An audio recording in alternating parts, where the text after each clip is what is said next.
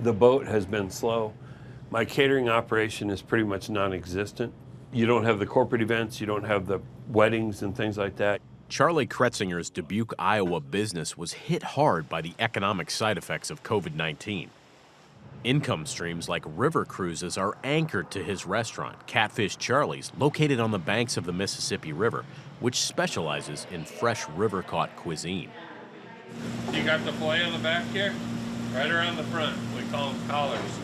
So we're going to saute some of that up in a white wine clam sauce. Obviously, we shut down the restaurant for, 6, 7, 8 weeks? I can't remember, but we did to-go orders. And that was slow. It was a lot of to-go orders compared to what we normally do, but you can't do that type of volume. You're selling food, now you're not selling a drink with it. Kretzinger works with local fishermen who catch carp and catfish under a commercial license permitted by the Iowa Department of Natural Resources. That's our Cajun catfish with a Cajun shrimp creole. We take catfish to another level, and we're proud of our catfish. While a fresh Iowa catch matters to local economies of scale, state officials estimate the value of all fish and their eggs along Big Muddy's Iowa coast at just $600,000 annually. American Lady out. That's a drop in the bucket compared to the $320 million the Hawkeye State rakes in licensing 500,000 anglers every year. Iowa DNR says around 180 Iowa licensed commercial fishermen and helpers work the Mississippi River every year, though few as their sole means of employment. But their profits and Kretzinger's are tied in part to the health of the river. In Dubuque County, we have a lot of highly erodible land. Stream bank erosion, the more sediment we can keep out of our streams, it's huge for aquatic life, the Mississippi River, and so forth. Northeast Iowa farmers and conservationists have joined forces in the past to address land-related water quality and habitat issues. An ambitious new approach looks to build on that heritage by dovetailing into a larger proactive environmental framework.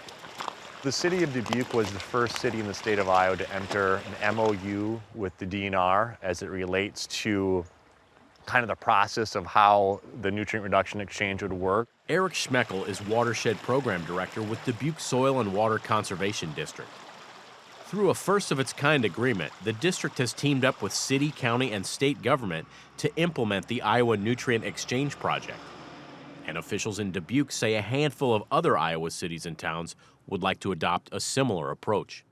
It is not a law, it's a voluntary approach from the city of Dubuque and the Iowa DNR to say, let's try and develop a collaboration, a partnership with point source and non-point source water permits that look at how we can work together to improve water quality. Dubuque's Urban-Rural Pact builds upon the state's Nutrient Reduction Strategy, or NRS. First enacted in 2013, the guidelines are designed to combat Iowa's alleged disproportionate contribution to the weather, chemical, land, and water use cocktail downed by the Mississippi River and delivered into the Gulf of Mexico. The resulting oxygen-deprived or hypoxic region, more commonly known as the dead zone, has been plagued by seasonal runoff-fed algae growth. This year, scientists measured the area, incapable of supporting aquatic life, at over 2,000 square miles. Environmental critics say Iowa's goal to reduce nutrient flows by 45% has no teeth. But Schmeckel says his NRS-aligned conservation work with upstream farmers goes further, with an alternative to expensive environmental compliance for municipal utilities tasked with shaving wastewater output of nitrogen and phosphorus to 66% and 75%, respectively. Let's say he wants to convert a field to no-till, or he wants to put a buffer in along a stream. We then model those practices on his field stream using what's called a nutrient tracking tool. We get then outputs of what those reductions are as for both phosphorus and nitrogen. We enter those outputs into a federal database that the DNR then checks, and then the city of Dubuque can claim some of that credit back into their permit. So I got 17 different species growing in here to try to stimulate my biology. cover crops have become an important piece of the financial puzzle for Eric Miller, who raises row crops outside Cascade, Iowa. The longer you can keep the living root in the soil, the quicker it's going to change the soil. His plants sequester carbon, build beneficial bacteria to boost traditional commodity yields, and in some cases, bring value-added returns from niche markets. Just this past year, we started malting our own grains, growing and malting barley here for local breweries. It's almost like a side effect, the better water quality. Miller says the deeper roots scavenge for nutrients corn and soybeans can't reach, and during rain events, his soil now sponges up and slows down stormwater runoff. He tracks the field data and says he's been able to slice pest and disease control expenses as well. Anytime there's nutrients leaving our farm, that's money leaving our farm. This is a way for me to kind of take control of my input costs, improve my bottom line. Considering the sheer volume of regional agricultural products that move down the upper Mississippi corridor, Miller says Iowa's #1 export is still topsoil, and endless work remains.